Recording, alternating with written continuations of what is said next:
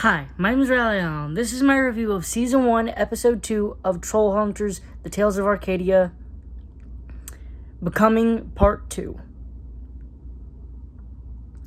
This one picks up basically right where the last one left off. You know, in Jim's, booking it to the dental offices where Toby is because he's going back for a second day in a row. You know, he's really excited to tell Toby about how it worked. You know, the amulet works, the armor, and Toby's, got several hundred torture devices, dental tools in his mouth. And, he's going like, and the dental hygienist, or the dentist, is just basically being his interpreter. And then Jim's like, all right, how long is this going to take? 8 hours? Who is at the... No, seriously. There's no way that anyone could be there for that long, for that many things. They would just probably schedule them at several different appointments, right? I get... Or unless this was not really a busy day, or, Anyways, well, the trolls pull up again, and they're... Blinky and Arg, and they're like, and Jim's, I don't want to be the troll hunter, I don't want to die, and Blinky's like, oh, my dear boy, of course you don't, who does? Then, of course, Mama Lake, with the great timing, pulls up as well, so now for Jim's shoving Blinky, Arg, and Toby into the shower, and I'm just sitting here thinking, why is he shoving Toby in there with him? Toby is his known best friend and neighbor. Why does he gotta shove him in the shower too?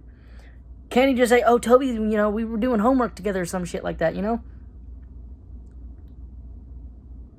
And, then also it can't really work because I guess he's not in the right mood set. The emotions or whatever are all wonky.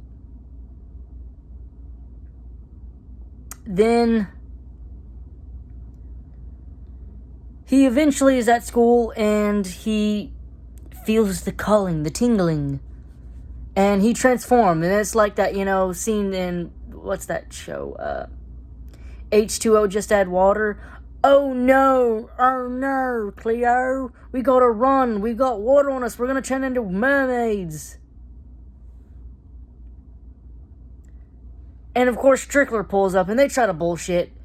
They try to like, oh, it's for the play, and Strickler's side-eyeing them like, yeah, the play. So Jim goes up there and recounts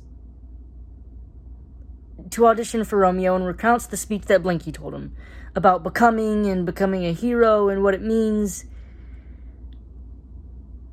And, they all cheer him, and they think this is great, this is perfect, but, it'd have been funny as hell if everybody went, boo! This guy doesn't know Romeo and Juliet. This guy stinks. Or something like that. And also I'm thinking, hey, Jim, plagiarism's kind of, wrong. Although Blinky's cool about it, Blinky's cool. I'm thinking he'd probably find it awesome that Jim was inspired by his speech to use it. So, Then, Jim and Toby are on their way, I guess home or whatever. Or they're out and about on the street. And Boolar pulls up.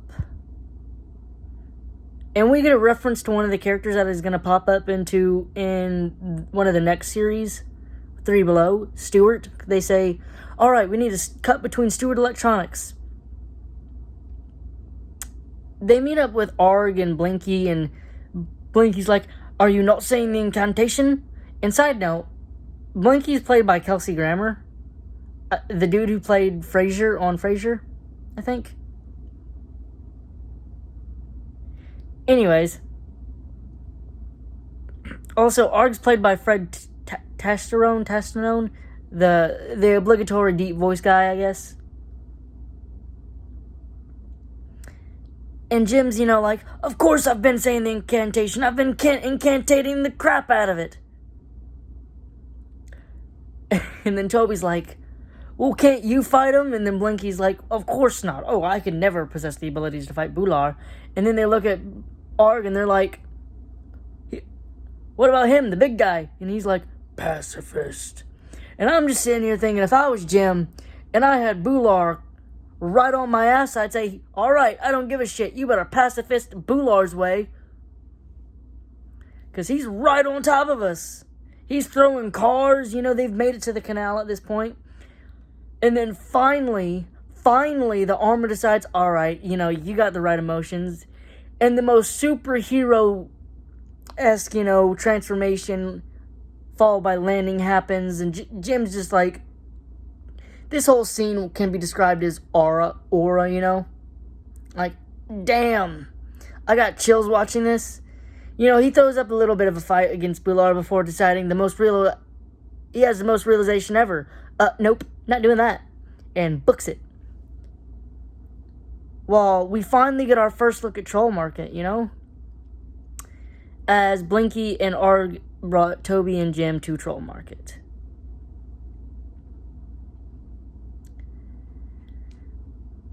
This was a really good episode, you know? Just as much as the first one.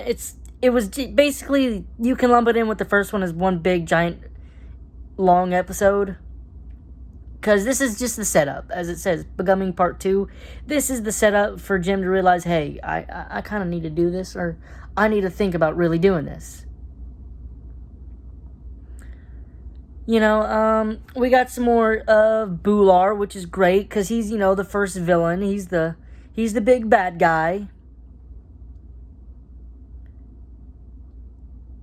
I also really like Toby's and Jim's friendship, you know, what we've gotten so far. I believe these are best friends, you know? I also really like that Blinky's this wise kind of master, but like, he's a wise master from over there. He's not going to be fighting by your side. He'll give you the rousing speech and then send you in the battle, but and be awaiting your return, probably. I also really like Strickler as kind of a villain, you know, he's so unassuming, you know? And that's the best villains. So unassuming. Overall, I'd give this episode an 8 out of 10. Thanks for watching the video. Don't forget to like, comment, and subscribe, and I'll see you in the next video.